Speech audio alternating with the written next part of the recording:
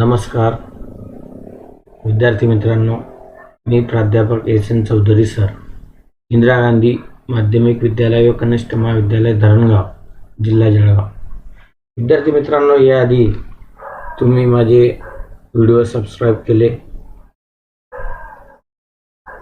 त्यामध्ये आपण इयत्ता 11वी संरक्षणशास्त्र प्रकरण पहिलं आणि दुसरं हे बघितलं, त्याचा स्वाध्याय बघितला. विद्यार्थी मित्रांनो, आज आपण प्रकरण तिसरं संरक्षणशास्त्राचं लष्करी इतिहास हे सुरू करणार आहोत. आपल्याला छान अभ्यास दिलेला आहे.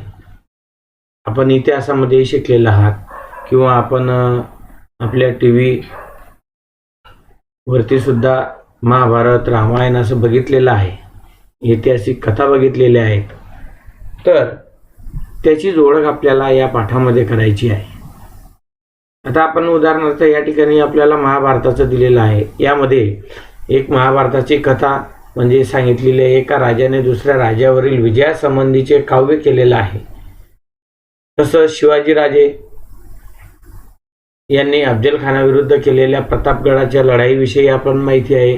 अफजलखानाचा वध कसा केलेला आहे हे आपण बघितलेलं आहे. पानिपतच्या लढाया झाल्यात, पहिली लढाई, दुसरी लढाई, तिसरी लढाई, ते आपण इतिहासामध्ये बघितलेलं आहे. पानिपतच्या पहिल्या लढाईत बाबराने तोफांचा प्रथम वापर केलेला होता. बाबराने उंटावरून तोफांचा वापर केला, तर टिपू सुलतानने 1780च्या दशकात ब्रिटिशांच्या विरोधात अगदी बाणांचा उपयोग केला. म्हणजे अशा पद्धतीने आपण वेगवेगळ्या प्रकारे त्यावेळेला जे युद्ध व्हायची, लढाया व्हायच्या, त्यामध्ये वेगवेगळ्या साहित्यांचा वापर केला गेला, ते आपल्याला आपण इतिहासामध्ये बघितलेलं आहे. महाराष्ट्राचा इतिहास असताना आपण जर अभ्यास केला तर आपल्याला छत्रपती शिवाजी महाराज हे आपल्या डोळ्यासमोर लागलीच उभे राहतात. म्हणजे त्यांनी वापरलेल्या युद्ध नीतीविषयी आपल्याला वाचन केलेला अभ्यास लक्षात येतो. शिवाजी राजांनी गनिमी काव्याने म्हणजे लपाछपीने युद्ध केलेले आहेत. कारण शिवाजी राजांकडे सैन्य कमी होतं, म्हणून त्यांना तो पर्याय त्या ठिकाणी निवडावा लागला. आणि तशी भौगोलिक परिस्थिती त्या ठिकाणी होती. सह्याद्रीचा पर्वत त्या भागामध्ये होता. गनिमी युद्ध महाराष्ट्रामध्ये शिवाजी राजांनी त्या भागामध्ये केलेले आहेत. त्यांनी जी युद्ध नीती वापरली त्यासाठी महाराष्ट्राच्या भौगोलिक परिस्थितीचा फायदा त्यांना त्या ठिकाणी नक्कीच झालेला आहे. महाराष्ट्राच्या भूगोलाची त्यांना चांगली जाण होती. सह्याद्रीच्या पर्वतरांगांनी दख्खनच्या पठाराला विभागलेला आहे, त्यामुळे उत्तरेकडून झालेली आक्रमणे दक्षिणेत पोहोचली नाहीत. ब्रिटिशांची वसाहत असताना भारतीयांनी पहिल्या व दुसऱ्या महायुद्धात भाग घेतला. स्वातंत्र्य मिळाल्यानंतर स्वतंत्र भारताला काश्मीरच्या मुद्द्यावरून पाकिस्तानशी पहिले युद्ध करावं लागलं.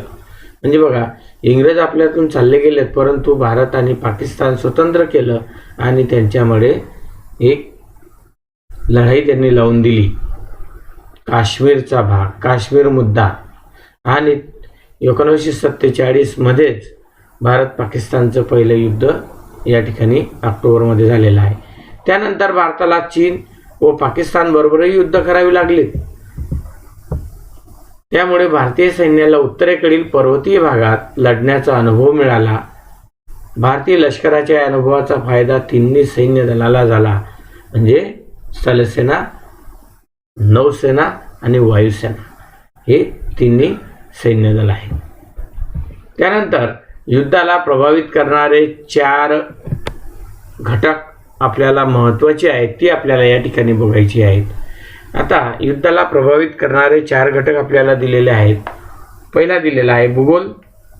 युद्ध ज्या पर्वतीय क्षेत्रामध्ये, मैदानी प्रदेशात, समुद्रात लढले जाते, त्या ठिकाणच्या भौगोलिक परिस्थितीचा युद्ध नीतीवर कसा परिणाम होतो हे आपल्याला भौगोलिक परिस्थितीनुसार युद्धाचे डावपेच आखावे लागतात. ते कशानुसार? तर भौगोलिक परिस्थितीनुसार. म्हणजे मैदानी प्रदेश आहे का वाळवंटी प्रदेश आहे का अरण्यमय भाग आहे का पाण्यात युद्ध आपल्याला करायचे आहे, म्हणजे समुद्रामध्ये युद्ध खेळायचं आहे, म्हणजे अशा पद्धतीने त्या परिस्थितीनुसार त्या ठिकाणी आपल्याला डावपेच आखावे लागतात. दुसरं आहे लोकांचे मनधैर्य व चारित्र्य. युद्ध काळात देशातील नागरिक कसा प्रतिसाद देतात, सैनिकांना समर्थन देतात की त्यांना विरोध किंवा त्यांच्या विरुद्ध टीका करतात. स्थानिक जनतेचा पाठिंबा हा कोणत्याही युद्धात निर्णायक असतो. महत्त्वाचं म्हणजे आपल्या सैनिकांचं मनोधैर्य हे फार महत्त्वाचं आहे. आणि आपल्या देशातील नागरिक हे आपल्याला किती पाठिंबा देतात यावर आपलं युद्ध आपण जिंकू शकतो का नाही हे त्याचा निर्णय त्या ठिकाणी ठरत असतो. तिसरा आहे नेतृत्व. राजकीय नेतृत्व आणि लष्करी नेतृत्व असे दोन स्तर आहेत. राजकीय नेतृत्वाला स्थानिक आणि आंतरराष्ट्रीय परिस्थिती लक्षात घेऊन निर्णय घ्यावे लागतात, तर लष्करी नेतृत्व रणनीती तयार करीत असते. या दोन्ही नेतृत्वामध्ये समन्वय गरजेचा असतो. म्हणूनच राष्ट्राचे नेते व लष्कर प्रमुख जे युद्धाचे संचालन करतात त्यांची कोणत्याही युद्धाच्या यशापयशामध्ये महत्त्वाची भूमिका ही असतेच. त्यानंतर महत्त्वाचा मुद्दा आहे चौथा, युद्ध साहित्य किंवा शस्त्र प्रणालीचा उपयोग. शस्त्रास्त्रे व शस्त्र प्रणालीमध्ये सातत्याने उत्क्रांती होत आहे, आपण बघतोय. इतिहासात सुरुवातीला ढाल, तलवार, भाला असे शस्त्रास्त्र आपल्याला लढाईमध्ये उपयोगात आणले जात होते, परंतु आज त्यांची जागा दुसऱ्या शस्त्रास्त्रांनी घेतलेली आहे. तंत्रज्ञान विकसित झालेलं आहे. ड्रोन, क्षेपणास्त्र यासारखी नवीन नवीन शस्त्र अस्तित्वात आलेली आहेत. जुनी बंदूक आणि नवी बंदूक जर बघितली तर आपल्याला त्याच्यातला फरक सुद्धा लागलीच लक्षात येतो. प्राचीन काळापासूनच्या वाहतुकीच्या साधनांमध्ये प्राचीन काळात घोडा, खेचर, बैल यासारखे प्राणी युद्ध करण्यासाठी त्यांचा वापर केला जायचा, परंतु आज आधुनिक काळामध्ये यांची जागा वाहने, रेल्वे, विमाने असे बदल होत चाललेले आहेत आणि झालेले आहेत आणि ते आपण बघत आहोत. वरील घटक युद्धाच्या स्वरूपात प्रभावित करत असतात. म्हणून लष्करी इतिहास म्हणजे फक्त युद्धाचा अभ्यास नाही, तर लष्करी इतिहासात कोणकोणत्या विषयांचा समावेश होतो हे सुद्धा विद्यार्थी मित्रांनो आपल्याला या ठिकाणी बघायचं आहे. तर लष्करी इतिहासाच्या अभ्यासात खालील बाबींचा या ठिकाणी समावेश होतो. लष्करी इतिहासामध्ये स्वतंत्र विद्याशाखा गतिमान स्वरूपाची झालेली आहे. याचा अभ्यासातून सामाजिक, तांत्रिक, अर्थशास्त्रीय बदलाचा मागोवा आपल्याला घ्यायचा आहे. म्हणून लष्करी इतिहासाच्या अभ्यासात विविध बाबींचा समावेश होतो आणि तो आपण आता या ठिकाणी बघणार आहोत. पहिला आहे घटक. युद्धावर परिणाम करणाऱ्या भूगोल, साधने, लोकांचे मनधैर्य, नेतृत्व इत्यादी घटकांचा लष्करी इतिहासात अभ्यास होतो. दुसरा आहे युद्धनीती. लष्करी डावपेच किंवा त्याला म्हणतो आपण युद्धनीती. नीती म्हणजे आपण डावपेच कशी आखतोय, कोणत्या युक्त्या आपण करून आणतोय ते म्हणजे युद्धनीती. युद्ध काळात लष्कराने वापरलेली तंत्र वा डावपेच याचा अभ्यास लष्करी इतिहासात होतो. राष्ट्राची स्वतःची लष्करी तत्वप्रणाली असते. प्रत्येक राष्ट्राची तत्वप्रणाली वेगळी आहे. भूतकाळातील घटनांचा अभ्यास आपण केला, वर्तमान काळातील कामगिरी सुधारणा आपण करतो. आपण जर युद्ध हारलो तर कशामुळे हारलो लागलीच आपण त्याच्यावरती अभ्यास करतो, म्हणजेच काय युद्धनीती. आणि कशा पद्धतीने युद्ध जिंकता येईल या पद्धतीने आपण सराव करत असतो, युद्धनीती अवलंबितो. चुकांची पुनरावृत्ती परत होऊ नये ती टाळतो आणि लष्करी इतिहासाच्या अभ्यासाचे उद्दिष्ट त्या ठिकाणी आपण साध्य करण्याचा प्रयत्न करतो. तिसरं आहे मुत्सद्देगिरी. म्हणजेच काही राजकीय नीती या मुत्सद्देगिरीचे असतात. एखाद्या राष्ट्राशी चर्चा करून किंवा काही वेळेस त्या राष्ट्रावर दबाव टाकून मुत्सद्देगिरीचा म्हणजे आपला त्या नीतीचा वापर त्या ठिकाणी केला जातो. चौथा आहे युद्धाच्या कारणांचा अभ्यास. युद्धासाठी राजकीय, आर्थिक, सांस्कृतिक किंवा इतर घटक कारणीभूत असतात. लष्करी इतिहासात या कारणांचा अभ्यास या ठिकाणी केला जातो. पुढचा आहे पाचवा युद्धाचे परिणाम. युद्धामुळे प्रचंड प्रमाणावर जीवित आणि वित्तीय हानी होते. युद्धामुळे लोकांवर सामाजिक, मानसिक परिणाम होतात. लष्करी इतिहासात युद्धाच्या परिणामांचा अभ्यास आपण करू. लष्करी इतिहास ही स्वतंत्र विद्याशाखा आहे. हा विषय गतिमान स्वरूपाचा आहे. याच्या अभ्यासातून सामाजिक, तंत्र, आर्थिक, अर्थशास्त्रीय बदलांचा मागोवा घेतला जातो. युद्धाचे संचलन, युद्धाच्या इतिहासाचा अभ्यास हा या विषयाचा एक गाभा आहे. इतिहासकार युद्धाच्या विविध पैलूंचा अभ्यास करतात. नवीन नवीन संकल्पना आपल्या पुढे येतात. लष्करी इतिहासाच्या अभ्यासाचा मुख्य भाग युद्धाचा ऐतिहासिक अभ्यास असतो. त्यात युद्धाचा त्या ठिकाणी इतिहास आणि युद्धस्थितीचा संबंध आहे. इतिहासकार युद्धाच्या इतिहासाकडे युद्ध, राजकीय नेतृत्व, आर्थिक संघर्ष आणि सामाजिक सांस्कृतिक वातावरण इत्यादी दृष्टिकोनातून पाहतात. लष्करी इतिहासाची ढोबळ व्याख्या कशा पद्धतीने केली जाते. लष्करी इतिहास हा युद्धाचा इतिहास असतो. त्यात लढणाऱ्या सर्व लष्करी संस्था, सैनिक, युद्धाचे संचलन कसे झाले याचा अभ्यास समाविष्ट असतो. तसेच त्यात राज्यशास्त्र, अर्थशास्त्र, समाज व त्याचे स्वरूप आणि संस्कृती यांचाही अभ्यास या ठिकाणी केला जातो. आता पुढचा मुद्दा आपल्याला या ठिकाणी बघायचा आहे. लष्करी इतिहास का अभ्यासायचा. विद्यार्थी मित्रांनो, सर्व लहान मोठी राष्ट्र आपले राष्ट्र सुरक्षित ठेवण्यासाठी प्रयत्नशील आहेत. राष्ट्र मोठे असो लहान असो, सर्व सुरक्षित ठेवण्यासाठी प्रयत्नशील असतात. राष्ट्रीय सुरक्षा ही राष्ट्रहिताचा सर्वात महत्त्वाचा घटक आहे. राष्ट्रहितासाठी ते प्रसंगी युद्धासही प्रवृत्त असतात. म्हणजेच आपल्यावर जर संकट आलं तर युद्ध करण्यासाठी ते सज्ज असतात. प्राचीन काळापासून लष्करी इतिहासात राष्ट्रहितास मध्यवर्ती स्थान आहे. लष्करी इतिहासात अनेक विषयांचा अंतर्भाव असतो. त्यामुळे या विषयांचा अभ्यास का महत्त्वाचा आहे हे लक्षात घेणं गरजेचं आहे. तर त्यातील काही मुद्द्यांचा आपल्याला या ठिकाणी विचार या भागामध्ये करायचा आहे.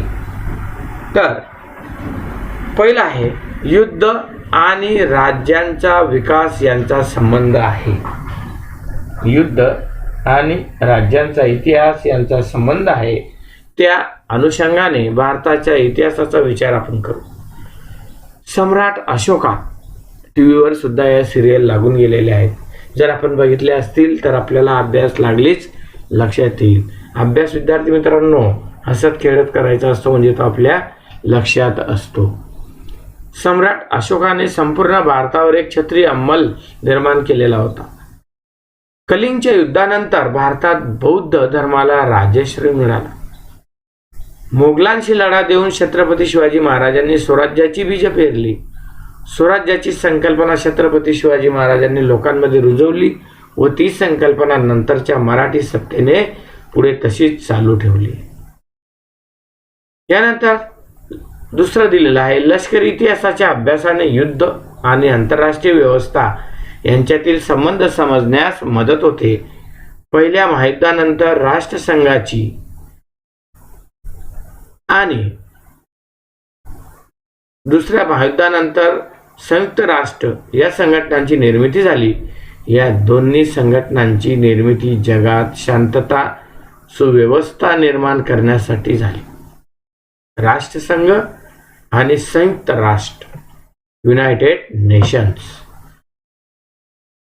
त्यांनी जगात नवीन व्यवस्था प्रस्थापित करण्यासाठी प्रयत्न केलेत. समाज व संस्कृती यावर युद्धामुळे होणारा परिणाम हा तिसरा घटक महत्त्वाचा. युद्धामुळे समाजात व्यापक स्वरूपाचे बदल घडून येतात. भारताने 1947 मध्ये फाळणीच्या वेळी युद्धजन्य परिस्थितीचा अनुभव घेतला. त्याचा भारतीय समाजावर खोलवर परिणाम झालेला दिसतो.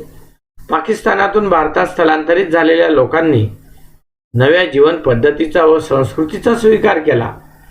युद्धामुळे स्थलांतरे घडून येतात व त्याचा स्थानिक लोकांच्या जीवन पद्धतीवर परिणाम घडतो.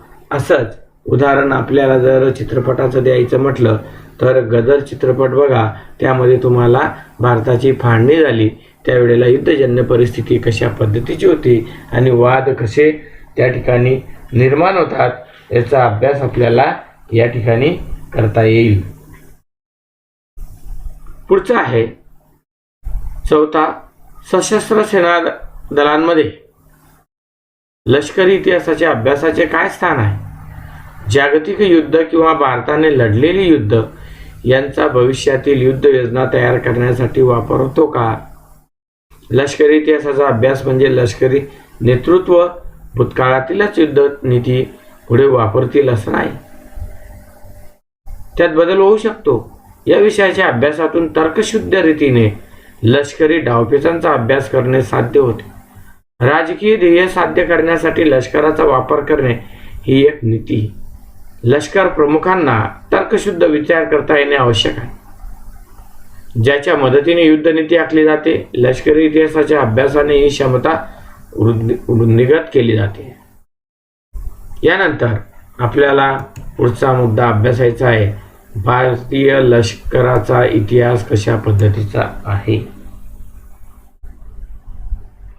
कोणत्याही देशातील ऐतिहासिक घटना समजून घेताना त्यावर प्रभाव टाकणाऱ्या भौगोलिक स्थितीचा विचार करणं फार महत्त्वाचं आहे. यामध्ये मग भौगोलिक परिस्थिती, जमीन असेल, हवा असेल, हवामान असेल, पाणी असेल, जमिनीची रचना असेल, ऋतू असेल, हे पर्यावरण विषयक घटक आहेत. भारतीय लष्करी इतिहासाचे आकलन होणं महत्त्वाचं त्या ठिकाणी आहे आणि युद्धासाठी ते फार महत्त्वाचं आहे. हे आपण आधी भूतकाळातील झालेल्या युद्धांमध्ये सुद्धा आपण ही परिस्थिती बघू शकतो की हवामानाचा कसा परिणाम होतो. प्राचीन काळापासून लष्करी इतिहास अभ्यासताना कोणते मुद्दे महत्त्वाचे आहेत ते आपल्याला बघायचे आहेत. या भागात आपण भारताच्या प्राचीन, मध्ययुगीन व अर्वाचीन इतिहासाचा अभ्यास करणार आहोत. बघा आपण म्हणतो आहे, बघा आपण काय काय अभ्यास आपल्याला करायचा आहे. भारताच्या प्राचीन, भारताचा मध्ययुगीन आणि भारताचा अर्वाचीन इतिहासाचा विचार आपल्याला या भागामध्ये करायचा आहे. आता बघा पुढे आपल्याला मुद्दा दिलेला आहे, प्राचीन भारताचा लष्करी इतिहास. विद्यार्थी मित्रांनो, आपल्याला प्राचीन भारताचा लष्करी इतिहास या ठिकाणी बघायचा आहे. तो आपण पुढच्या तासाला बघू. तोपर्यंत मी याच ठिकाणी थांबतो.